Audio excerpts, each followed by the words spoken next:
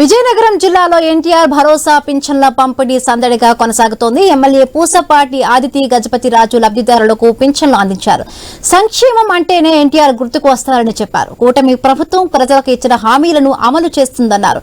అర్హులకు పెన్షన్ అందించడం ద్వారా ప్రజల సమస్యలు నేరుగా తెలుసుకునే అవకాశం ఉంటుందని తెలిపారు.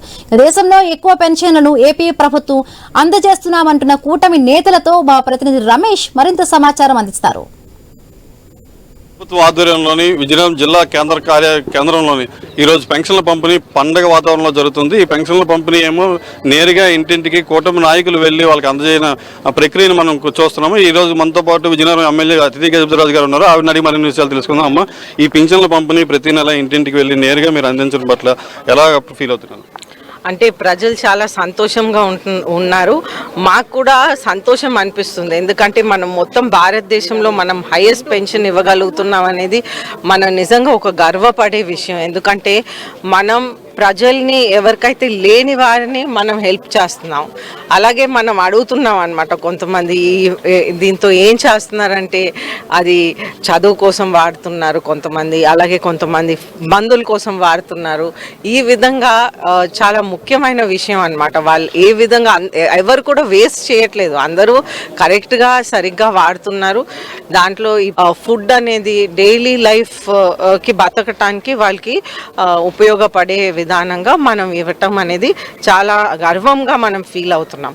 అయితే మొత్తం భారతదేశంలో కూడా మన తెలుగుదేశం ప్రభుత్వం నందమూరి తారక రామారావు గారు ఉన్నప్పుడు ఫస్ట్ టైం పెన్షన్స్ అనేది మొదలు పెట్టారు. ఇప్పుడు భారతదేశం రాజ్యాంగంలోనే డాక్టర్ అంబేద్కర్ గారు వెల్ఫేర్ సంక్షేమం అనేది రచించారు. దాన్ని చేసి చూపెట్టింది మొత్తం భారతదేశంకి నందమూరి తారక రామారావు గారు. ఆ పార్టీ నుంచి మేమందరం రావటం, చాలా దాంట్లో భాగస్వామ్యం అవటం చాలా గర్వంగా ఫీల్ అవుతున్నాం. ఎందుకంటే ఆ రోజుల్లో వారు 30 రూపాయలతో పెన్షన్ స్టార్ట్ చేశారు. అలాగే ఇల్లులు, ప్రతి ఒక్కరికి ఒక ఇల్లు ఉండాలనేది, గౌరవంగా బ్రతకాలనే విధానం ఒకటి వారు చేసి చూపెట్టారు. ఆ రోజుల్లో పార్టీ స్టార్ట్ చేసినప్పుడు ఎన్నో కమ్మల ఇల్లులు ఉండే. ఇప్పుడు ఆ కమ్మల ఇల్లు అన్నీ కూడా సిమెంట్లో ఒక క్వాలిటీ ఇల్లులు అనేది తయారైనాయి. అయితే ఆ కమ్మల ఇల్లులు ఉండేటప్పుడు పందులు వెళ్ళటం, పిల్లల్ని కొరకటం, ఇటువంటివన్నీ జరిగాయి ఆ రోజుల్లో. ఈరోజు అవన్నీ కంప్లీట్గా పోలేదు, కానీ చాలా వరకు తగ్గిపోయినాయి. అక్కడక్కడ ఇంకా ఉన్నాయి. ఆ సమస్యలు కూడా మనం తీర్చడానికి మనం ప్రయత్నాలు చేస్తూ ఉన్నాం.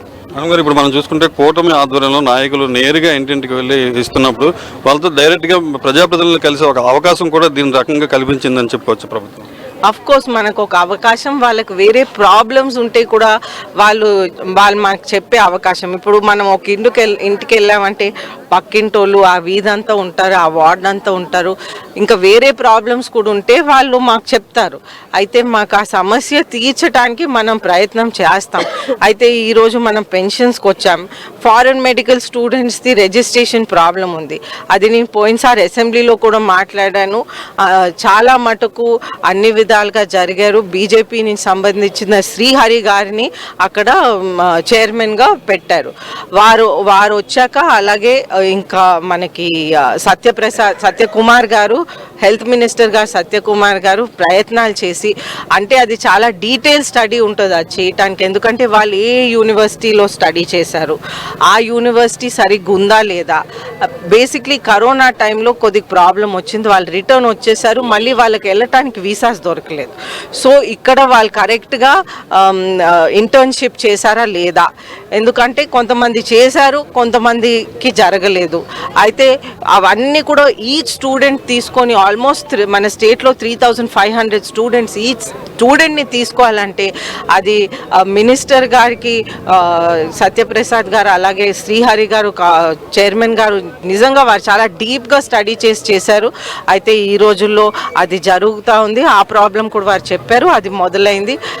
సో అది ముందుకు వెళ్తుంది అన్నమాట. సో అదే నేను ఆవిడకి చెప్పాను. ఇది మనం చూసుకుంటే ఇంటింటికి కూటమి నాయకులు నేరుగా వెళ్ళి పెన్షన్లు అందించడంతో ప్రజలకి, ప్రజాప్రతినిధులకి మధ్య వారధులుగా ఈ కార్యక్రమం నిర్వహిస్తుంది. దీంతో నేరుగా వాళ్ళ సమస్యలు కూడా వాళ్ళకి తెలియజేసుకునే అవకాశం ఉంది. దీంతో అక్కడికక్కడ సమస్యలు పరిష్కరించే విధంగా కూటమి నాయకులు కృషి చేస్తున్నారు. అయితే ఈ పెన్షన్లతో కాకుండా పూర్తిస్థాయిలో రాష్ట్ర అభివృద్ధికి కూడా కూటమి ప్రభుత్వం ముందడుగు వేస్తున్నారు. కెమెరామెన్ మసూద్ రెడ్డితో రమేష్, ఐ న్యూస్, విజయనగరం నుంచి.